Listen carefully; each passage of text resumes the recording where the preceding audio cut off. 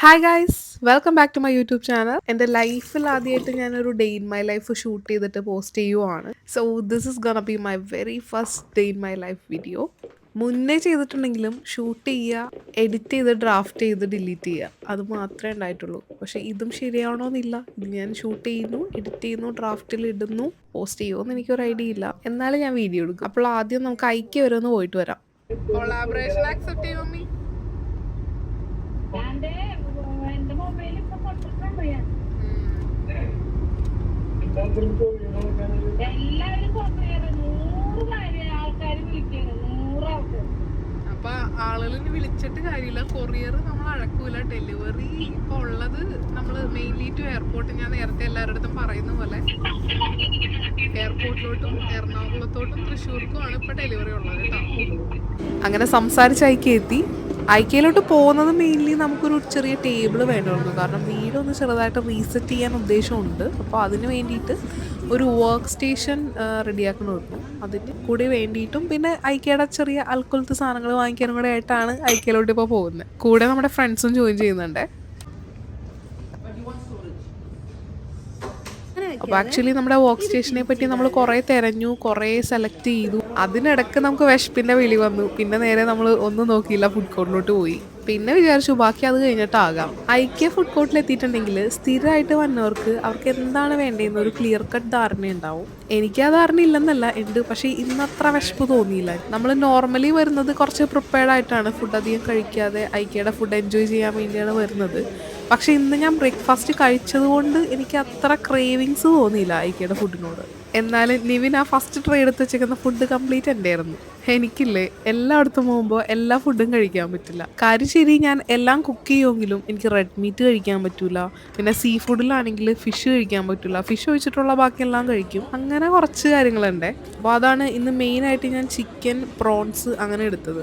ഫുഡെല്ലാം കഴിച്ചു. Back to നമ്മൾ ഷോപ്പിങ്ങിലോട്ട് ഇറങ്ങിയേക്കുവാണ്. അപ്പോൾ ഇനിയാണ് നമ്മുടെ ഐക്യയുടേതായിട്ടുള്ള തനതായ അൽക്കുലത്തെ സാധനങ്ങളൊക്കെ വാങ്ങിക്കാൻ പോകുന്നത്. ഈ കത്തി ഇതേ സ്പോട്ടിൽ ഇതേ റാക്കിൽ വന്ന് ഞാൻ തൊട്ടും പിടിച്ചൊക്കെ നോക്കും, പക്ഷേ വാങ്ങിക്കില്ല. കാരണം എക്സിസ്റ്റിംഗ് കത്തികളൊന്നും എൻ്റെ ചീത്തായിട്ടില്ല. അതുപോലെ തന്നെ ഈ കട്ടിംഗ് ബോർഡിൻ്റെ സെക്ഷനിലും വന്ന് നോക്കാറുണ്ട് കേട്ടോ. ഇതും ഇങ്ങനെ വന്ന് തൊട്ടും പിടിച്ചൊക്കെ നോക്കും, പക്ഷേ വാങ്ങിക്കില്ല. കാരണം വീട്ടിൽ അത്രയും കട്ടിംഗ് ബോർഡും ചോപ്പിംഗ് ബോർഡും സെർവിങ് ട്രേസും ഉള്ളതുകൊണ്ട്. അപ്പോൾ അത് ഞാൻ വിട്ടേക്കുന്നു. ബാക്ക് ടു നമ്മുടെ അൽക്കുലത്തെ സാധനങ്ങൾ നോക്കുവാണെങ്കിൽ ഈ ഒരു കൊട്ടയും എനിക്ക് ഇഷ്ടമായിട്ടോ. പക്ഷെ അതിന് 59 റംസ് ഉണ്ട്. അപ്പോൾ അതിന് എനിക്ക് അത്ര വാല്യൂ തോന്നിയില്ല, അതുകൊണ്ട് എടുത്തില്ല.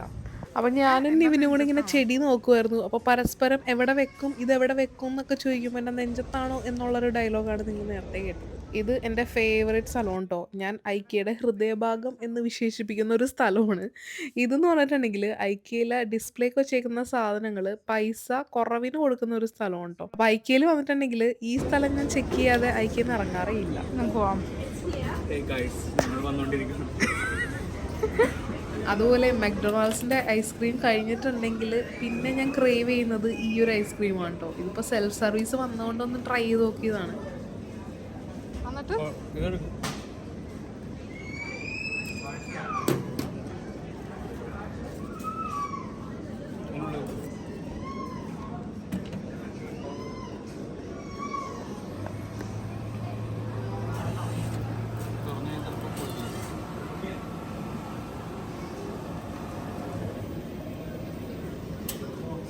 രഞ്ജിത ചേച്ചി വേണ്ട. നമ്മൾ കാരിഫറിൽ വന്നു ഗൈസ് വിത്ത് ഐസ്ക്രീം. ആക്ച്വലി കാഫോറിൽ കയറേണ്ട ആവശ്യമില്ല, എന്നാലും ഞാൻ കയറി. വീണ്ടും അൽക്കുലത്തെ സാധനങ്ങളൊക്കെ വാങ്ങിച്ചു, ബില്ല് ചെയ്ത് ഇറങ്ങിയിട്ടുണ്ട്.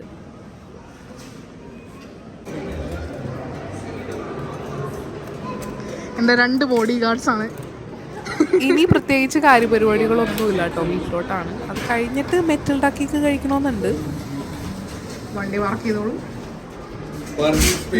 നെക്സ്റ്റ് വണ്ടി വരട്ടെ. അങ്ങനെ ഒരു 4:30-5 മണിയൊക്കെ ആയപ്പോഴേക്കും നമ്മൾ ഇറങ്ങി കേട്ടോ മെറ്റിൽഡ കഴിക്കാൻ വേണ്ടിയിട്ട്.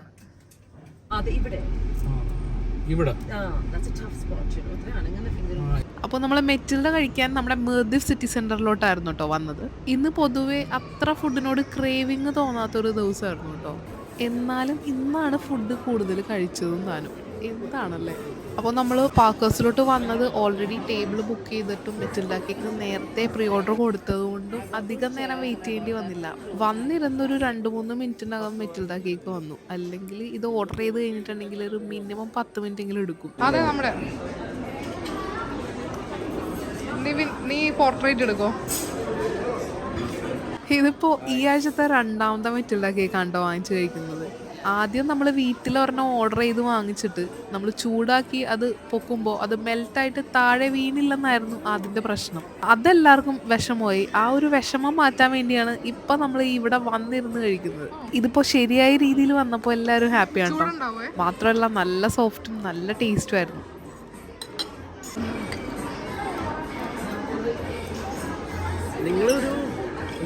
അപ്പോൾ അങ്ങനെ നമ്മൾ പാക്കേഴ്സിൽ കുറച്ച് നേരം ചില്ല് ചെയ്ത് വർത്താനമൊക്കെ പറഞ്ഞിരുന്നു. അങ്ങനെ കുറച്ച് നേരം കഴിഞ്ഞപ്പോൾ നമ്മൾ ഇറങ്ങി. അപ്പോൾ ഇത്രേ ഉള്ളൂ ഇന്നത്തെ ഒരു ഡേ ഇൻ മൈ ലൈഫ്. ഇനി ഇതുപോലെ അല്ലെങ്കിലും ഇതിലും വൃത്തിയായിട്ട് ഇനി അടുത്ത വീഡിയോസ് ചെയ്യാൻ ശ്രമിക്കാം കേട്ടോ. അപ്പോൾ ശരി, ബൈ ബൈ.